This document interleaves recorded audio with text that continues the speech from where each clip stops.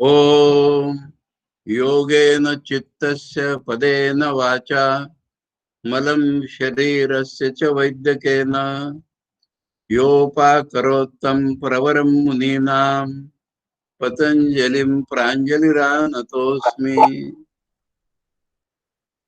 Today we hope to have the last class on Patanjali Sutras, and many are asked, and let me announce, they have also announced that on the same time and the same days we shall have Narad Bhakti Sutra class in English from Monday 17th. Now, before I take up today's topic, from yesterday's topic, one clarification is required.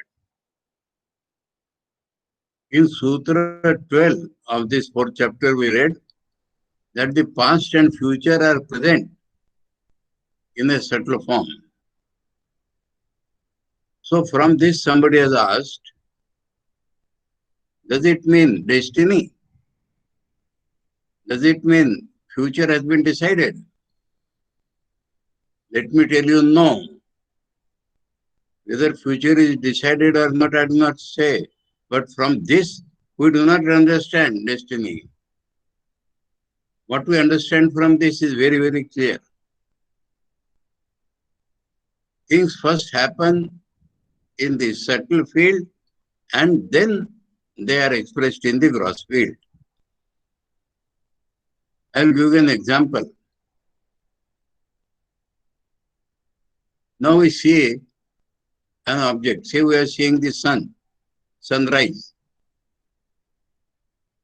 As the sun risen at that time, those who know a little bit of science, they know sun has risen 42 minutes before. We are seeing him now. Sun has risen. But the rays from the sun to travel this distance and reach our eyes takes 42, 43 minutes. We see it only when it strikes our eyes. Sun has risen already. This is an example from the physical world. Both things gross. So when a thing happens, now let me take another example. In the mind you think you will make a garden. Does the garden immediately come? You take instruments, you take your friends or laborers, you dig the soil. All this is happening in your mind first. And gradually it comes out. Everything that we do, because we are not aware of our mind, because we do not give due importance to the mind, so we are misled in the outside world many times. A man has thought, maybe for 2 months, and then he comes and murders you. If you had known the mind, you would have known 1 month back that is going to murder me. So this does not say about destiny. Whether destiny or not there, I am not commenting here. But this sutra does not prove destiny. It only proves that things happen first in the mental region and then they are expressed in the physical gross region. And because we are not aware of the mind, we do not know this and then we say accident, suddenly happened. Nothing happened suddenly. I refer to an outside incident. These days I don't want to refer to the incident directly. But conspiracy we say. Some people sit together and decide, we'll kill this man. Then they go about, they find a henchman, they do this, do that, and kill him finally. So thing has already happened in their mind. To see in the outside world, we are taking time. This is the meaning of that sutra. A previous sutra also was there. That subtle and then gross. Meaning is same. So in our life, this sutra is only making us aware that if the perception given by Patanjali by concentration to see these subtle things, and one day I had expressed People had asked on that also. Pre-warned is pre-armed. So you would have things happening much before they happened, and we could have at that time taken care of. Now it is useless to take care of when the thing is happening physically. So Patanjali is only telling things happen first in the mind and then they are reflected in the outside world. Okay? Now we go to Sutra 27. 27 up to, we had read that day, Hanamesham Kleshavad Uktam. So Kleshas, Avidya, Asmita, Ragadvesh, Abhinivesh are the Kleshas. And we are told by Patanjali that when they become gross, that also has shown, then through meditation, you have to reduce their power. But when they are very subtle, you resolve them in their causes. That means Abhinivesh has come from your Rag and Dvesh. If you had controlled your Rag and Dvesh, Abhinivesh would not be there. Rag and Dvesh have come from your Asmita. So,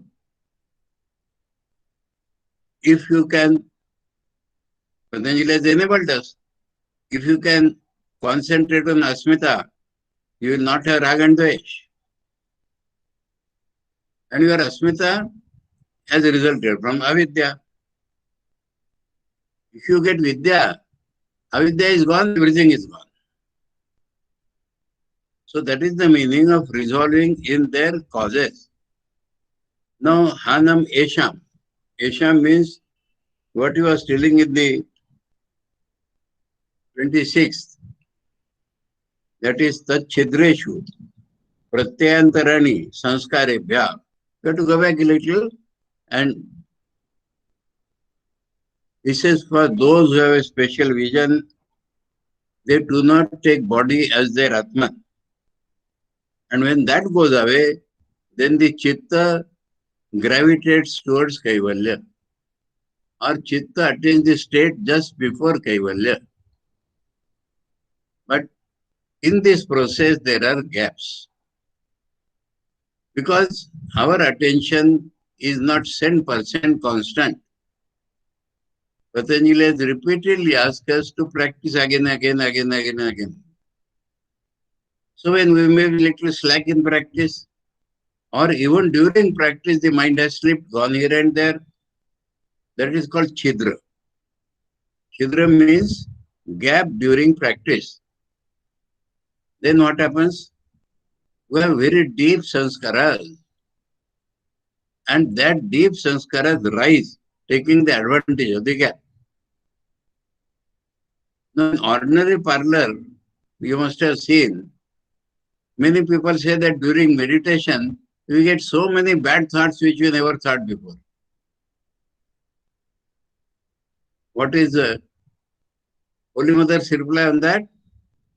You know the reel where we fly the kite. This is a big reel.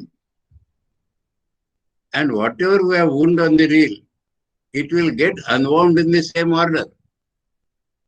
So black thread, yellow thread, red thread, then coming out, first red will come, then black will come, then yellow will come.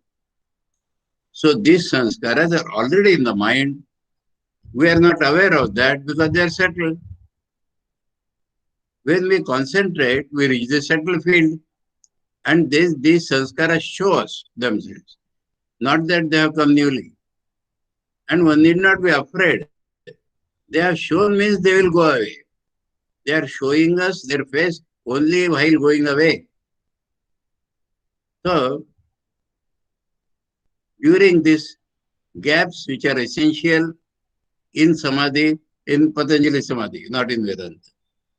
In the gaps which are there, because we have to constantly practice. And constancy is not possible. We may become slack, or as I said, we are sincere, we are trying. Our sincerity itself is Maya. How much sincere a man can be? Never. Because his mind works in Maya. So, with all due sincerity, with all due respect to Patanjali, he himself has admitted that there are gaps. And now the sanskaras are so deep. In Chandogya Upanishad, in Narad Sant Kumar Samvad, this is most beautifully described. Even after we reach the Hiranyagarbha, the universal self, at that point our deeper sanskaras arise. And in Vedanta, this meditation is meant to remove those deepest sanskaras. I gave an example to you that day. People liked it very much. Mahapuruji remembering his sister. So somewhere in his mind, depth in the mind, this sanskar was sitting. Now during his about to enter the Nirvikal Samadhi, this has come out. But he being a wise man, immediately the thought comes in his mind, oh, this is called Maya, and it goes away. So during the gaps, then sanskaras show themselves. How to remove them? That was told Kleshavad Uttam. That means we have to know same thing as Mahapuruji said, it is Maya. These sanskaras are due to my ajnan. These sanskaras are due to my taking myself to be real and the world to be real. These sanskaras are there because of my identification with Prakriti. So let the sanskaras go to Prakriti. They are from Prakriti, not from me. Any sanskaras are from mind, not from Atman. And we are going beyond mind. So they let the sanskaras go into the mind. That is called Kleshavad Hanam Esham Uktam. Now, 28. Prasankhane api akusidasya sarvatha viveka khater dharma megha samadhi. Now, we are trying to go to the seedless samadhi, or we are trying to go to discriminating knowledge. The deeper we go, the more powerful we become. The subtler the mind is, very, very powerful it becomes. And at any point of time, if we succumb to these powers, we are gone. So this is connecting with the third chapter, in which powers are described, and then Patanjali had told these are powers during Vyuthan, but obstacles to Samadhi. So here he says that because prasankhane api, even when arriving at the right discriminating knowledge, this is prasankhane. Akusidasya, he who gives up the fruits of concentration, fruits of going into meditation, fruits of reaching the subtler plane. I will digress and tell a little. Some schools of Buddhism do not believe in Atman. But by their sadhana, they enter the subtler field. And they have devised, or whatever you say, they believe in a Niratma Devi. Because Atma is not there, a goddess called Niratma, non-Atma. And she gives plenty things to them. And then Buddhism, some branches relapsed into Tantrism. They were tempted by the powers and they started using them. How powers came? Because they have entered the subtler field. There is no need of any Niratma Devi. The moment you enter the subtler field, you have powers. Now you are gone very deep. We have reached almost your self. And there, the powers come. But he who gives up these fruits. So your discrimination is with you and your prayojan bodh is with you. You started to go beyond Prakriti. You started to reach your own self, which is consciousness. So this is not what you want. That is called the Viveka. This is not what you want. Then that is called perfect discrimination. Viveka khate. It is known as real Viveka. Real Viveka consists in giving up the powers which are the result of your own sadhana. So, when that is given up, you get a samadhi. Samadhi means concentration. And what is the type of that samadhi? Dharma megha samadhi. Cloud of virtues. Cloud of virtues is the name of that samadhi. That means Patanjali from the beginning is telling us, concentrate, reach the subtler field, concentrate more, reach your mind, concentrate more, you will reach your eye consciousness, and then Ritambara Prajna will come, you will get wisdom. And this power of concentration and the Prajna knowledge you have to use to stop any waves arising in the mind and reach the goal of life. So now, all these things, powers in the subtlest field, is not describing any particular power here. He's saying the deeper and deeper you are going, more and more powers are arising. And if you are wise enough, you do not succumb to those powers. You do not want them. You remove them. I told you several stories the other day. When Buddha is busy with sadhana, figuratively is described as a Mar named a demon came. And said, don't go to the unknown. I will give you everything in the world. Buddha said, get behind me. I don't want you. Similarly, figuratively described in Jesus' life. Before he could get illumination, Satan came, took him to the hilltop and showed the world, I will make you king of this. Jesus said, get behind me, O Satan. So, this always comes. Nearer the truth, more the dangers. But if your head is intact, if your wisdom is not lost, you throw them away. How many Mahatmas we are seen in the world? I need not take any name. People get disturbed if I take name. Who started cheating people, deceiving people. They started very nicely in sadhana. But because I would say there was no guru at the back, because their discriminative faculty did not carry them forward. As soon as they got powers, they started using it for bhoga.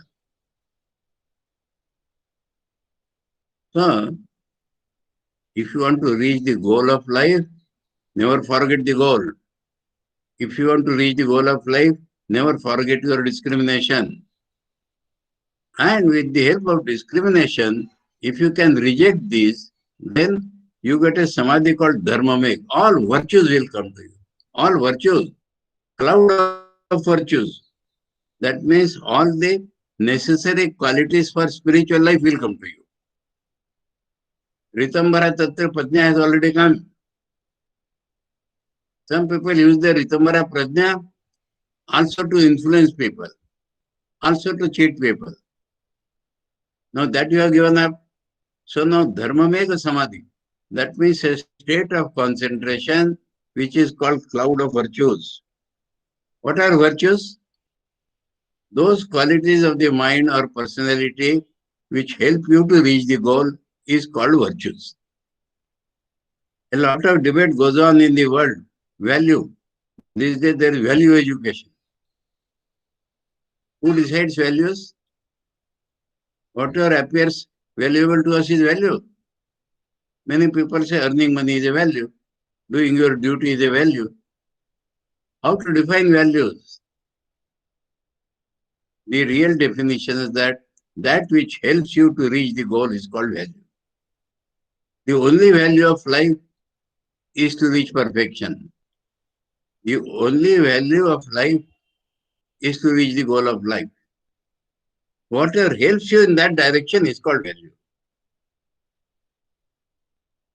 If you believe in what Swami Vivekananda taught, unselfishness is a value. Self-control is a value. Devotion to God is a value. Fundamental knowledge of things is a value. So, this dharma mega samadhi. Now he says, tata klesha karma nivrittihi.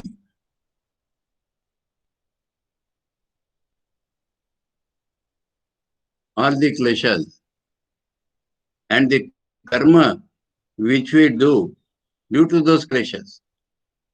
And karma means both. Karma phal, karma sanskar. You are free from them. When you reach dharma mega samadhi, you have become free from klesha and karma. Now what remained? Tataha sarva varna malapetasya jnanasya anantyat geyam alpam. Now all the covering, sarva avarana, mala. Avarana itself is impurity. Apetasya, having gone. Your virtues means you are free from obstructions, klesha and karma have gone, and so all the coverings are gone, all the dirty coverings are gone, your knowledge has become infinite. Infinite knowledge is the very nature of man. Whether it is Vedanta or Sankhya or any Indian philosophy says, infinite knowledge is the very nature of man. Swami Vivekananda has very beautifully described this in his Karma Yoga. He says, when we say man learns, we should say he is discovering. Knowledge is there, covered by ignorance. When that covering is gone, he is knowing. Lesser the covering, more knowing that man is. Covering is fully gone, he has become all-knower. So because of this, when the coverings are gone, knowledge is infinite. Infinite knowledge was already there, but now it is expressing. He is experiencing now his infinite knowledge. Now what is to be known? What was the knowable? Up till now, the universe was knowable. And we always used to feel universe is infinite. Our knowledge is very small. Some people wrongly think we know everything in the world. That is very wrong. But those who are little wise, half wise, they think that universe is infinite. Newton says, I have gathered some pebbles from the bank of the ocean. I do not know further. So that is what we always feel. Our knowledge is very small compared to the infinite universe. Now reverse has happened. Your knowledge has become infinite and you see the world is finite. However big it may be, it is a modification of Prakriti. It is small. He says the object becomes small. Object means our object of the knowledge is always this world. So up till now, world was big, my knowledge was small. Why? Because obstructions were there, my knowledge was not expressed. When all obstructions are gone, knowledge becomes infinite and the world becomes very small compared to it. Practical side, we may say, whatever you want to know in the world, you will know then. Let me give an example. Swami Vivekananda gave a lecture on Vedanta in Harvard University. Now, after the lecture, there were questions and answers. And they did not limit their questions to Vedanta. Some professors, out of their foolish egoism, does Swamiji know chemistry? So one professor asked him a question. Do you know chemistry? Swamiji said, yes, I have studied chemistry. Can you tell us the list of important authors in chemistry? Is the question not irrelevant? Swamiji immediately gave a list, long list, which all professors together did not know. So he just thought of the matter and all names came to him. This is not a particular power. Patanjali has already told us Pratibhadva Sarvam. So Pratibha here means the infinite knowledge is opened unto you. All powers are yours. All knowledge is yours. And so the Sarvajnata consists of two different factors.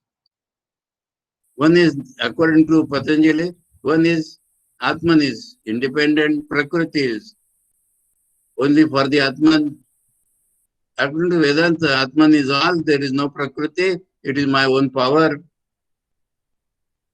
This is the main point of Sarvajnata. But Brahman is described as Sarvajna and Sarvavid. That means he knows all the particulars also, when he wants to know. If a man keeps in his head all the encyclopedia in his mind, will he not become mad?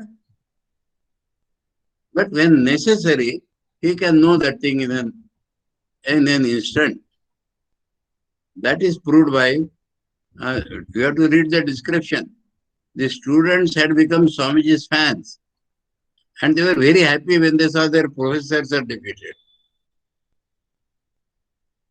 So professor asked the question, can you tell us the list of books on chemistry? And Swamiji gave such a list which all the professors together could not find. So how this came?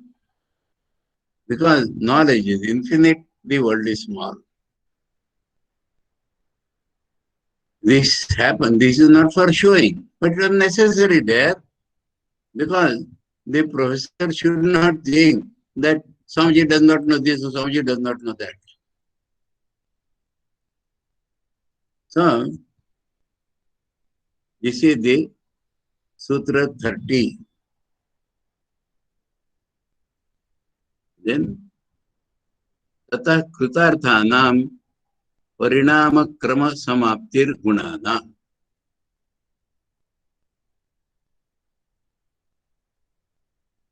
Krutartha means achieving their end. Who is achieving their end? Gunas. Prakriti consists of three gunas, Sattva, Raja, Tama. And according to Patanjali or Sankhya, the work of Prakriti is to give experience to the Atman and then release him into Mukti. That is their theory. So now, all the experiences they have given to the Atman, their work is over. So, Kritarthanam Gunanam Parinama Krama Samapti. That means they were continuously undergoing modifications from Prakriti to Mahat, Mahat to I to my subtle elements, Indriyas, matter. This is continuous modification of Prakriti was going on. That means modification of the states of three gunas was going on. And now gunas have fulfilled their purpose. Krutartha means they have fulfilled their purpose. They have given entire knowledge to the Atman, by which it will separate itself from Prakriti. I am throwing in Patanjali's way now. Though Vedanta pitch in between, I am avoiding that. So, what will the gunas do? Parinama Krama Samapti. Krama means the sequence. Parinama is the modification. So, gunas means Prakriti. They get modified in a particular sequence. Now they have fulfilled their purpose, so that modification stops.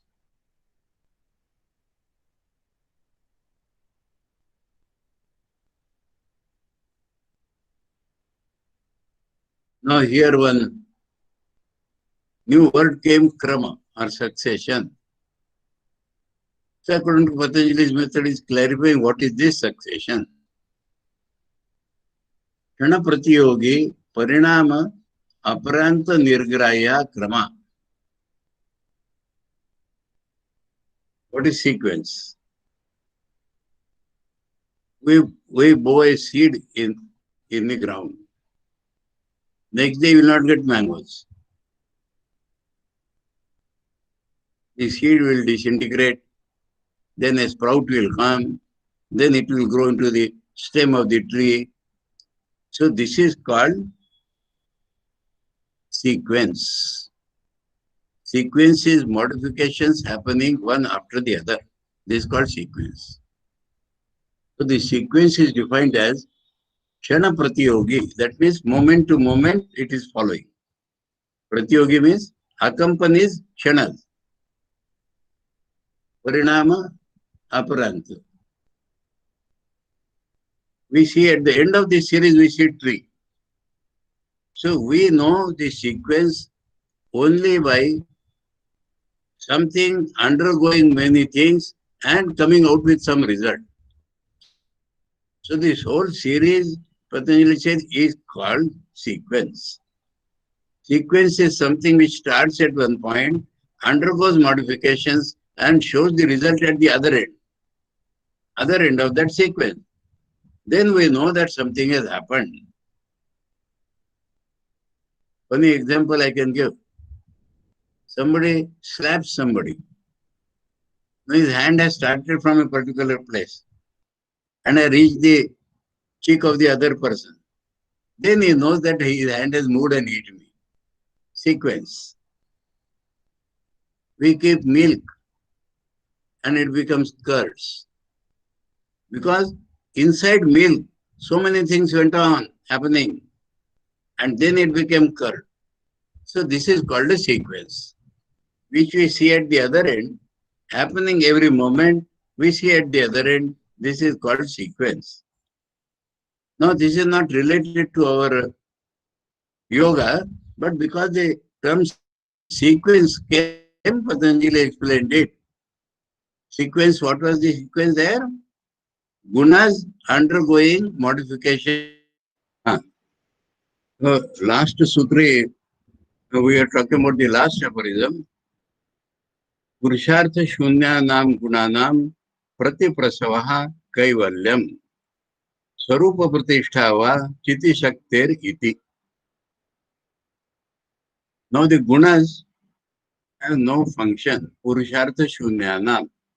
Purushartha is what a man achieves, but it is applied to the gunas now. The gunas have nothing to do now.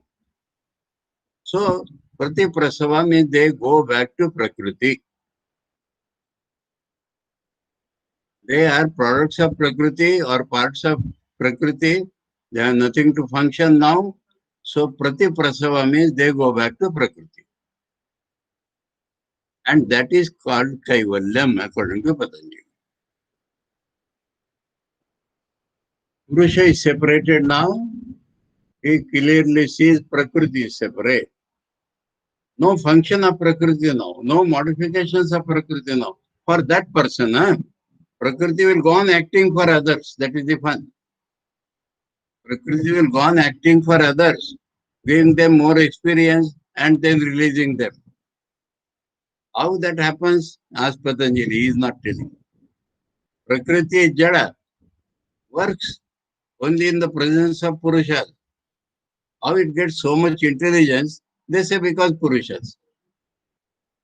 So, we have to believe that Prakriti, though Jada, has all the intelligence that for this person my work is over, let me work for other people now. That is called Kaivalya. When Prakriti has stopped functioning in our life, no more giving some experiences to us, enjoyments to us, suffering miseries for us, because we have now clearly understood that we are separate from Prakriti. Understood means we are realized. It is not an intellectual understanding. All these things have gone back to their original states. Prakriti is peaceful for us, non-functioning. That is called Samyavastha of the Prakriti. And I am only pure consciousness. There may be many like me. Some like me must have been released. Some are still bound. That is the end of Sankhya philosophy or Patanjali Yoga. So, another name given to it. Consciousness means Chiti Shakti. Chiti Shakti. Consciousness has tremendous power. So, consciousness means Chiti Shakti. The, the power of consciousness. Swarupa Pratishtha. It is established in its own nature now. Either call it Kaivalya, means separation from Prakriti, or say that consciousness is now in its own Swarupa. Consciousness is now in its own nature, untouched by Prakriti. So that is the end of Patanjali Yoga. Now here, I have already sent a request to Atma Priyananji. Additionally, I request if any of you want to make any comment, feedback like comment, like you can make some comment and then let Atma Priyanji take over and pass concluding remarks. My announcements I already made, I am repeating. From Monday on the same time and same days, we'll have classes in English on Narada Bhakti Sutra, a totally different scripture. Now, any one of you, maybe Anuradha, maybe Ayan Banerjee. Maharaj, I have a question. Yes, he can make. Yes. You said something about relativity in time, but whatever happens in our A mind little does more not. loudly. Huh? Whatever happens in our mind does not necessarily happen in the outside world. So Huh.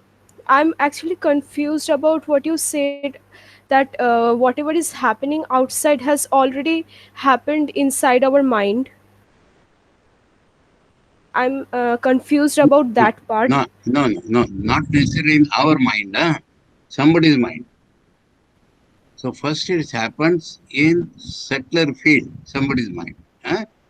And then it happens outside. It can happen in our mind, outside, somebody's mind, outside. Understood this? Good. Maharaj, one request है. See, I have Huh? not received any study material what you are referred. If you can give me the list or send something, I don't know. I am in the definitely WhatsApp group, but I have not received any because I want to study it further and get more knowledge. Definitely, whatever you are taught in last so many sessions is excellent. But to recap it again and repeat it again, if you have sent me some material or give the some reference, that will be great help to me. Okay, okay. Excellent. Atma Priyanji, please take over. So, Maharaj, our respectful pranams to you. So, we are, in spite of getting locked down physically, you allowed your mind to go to all the devotees all over the world, the monks, and give the benefit of your knowledge. And every week, 3 times, you gave the wisdom and knowledge.